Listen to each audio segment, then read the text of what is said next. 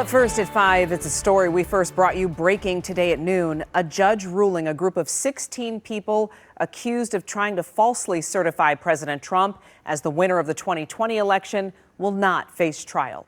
We appreciate you joining us. I'm Glenda Lewis. And I'm Simon Shaquette. Judge Kristen D. Simmons finding no intent to commit fraud in their actions after several years of back and forth. The 15 defendants, including a few high-profile members of the Michigan Republican Party, were each charged 2 years ago with 8 counts of forgery and conspiracy to commit election fraud. 7 News Detroit reporter Whitney Burney joining us in studio live with reaction from both sides and what lies ahead. Whitney.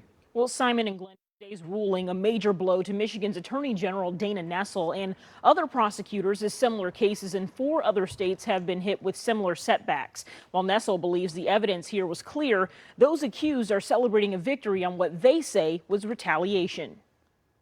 The evidence was clear. They lied, they knew they lied, and they tried to steal the votes of millions of Michiganders. Michigan Attorney General Dana Nessel says this all started in December of 2020 when 16 people walked into a room with a mission to sign and mail a document to the U.S. Senate falsely claiming to be duly elected and qualified electors for the state of Michigan and that Donald Trump was the rightful winner of the presidential election. We are talking about 16 people who conspired to nullify the votes of the other 2,649,851 voters who happened to disagree with them. After 2.5 years of litigation, Judge Kristen D. Simmons declaring Tuesday morning the accused men and women would not face charges in the case, finding no intent to commit fraud. There was no criminal intent. There was absolutely nothing proven in any way that we were at fault of any of the things that we were charged with, horrible things that we were charged with.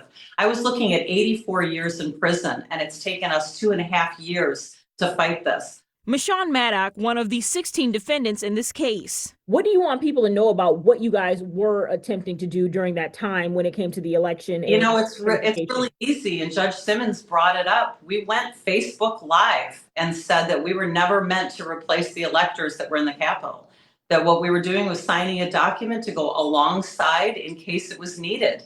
And if the election in 2020 had been revealed to have been stolen, like I know that it was, then the paperwork that we did would have been necessary. Maddox says she believes she and the other electors were only targeted because of their loyalty to President Trump and still believes to this day the election was stolen despite no evidence of widespread fraud ever being uncovered. As prosecutors, we have a moral and ethical obligation to bring charges when there is evidence of a crime.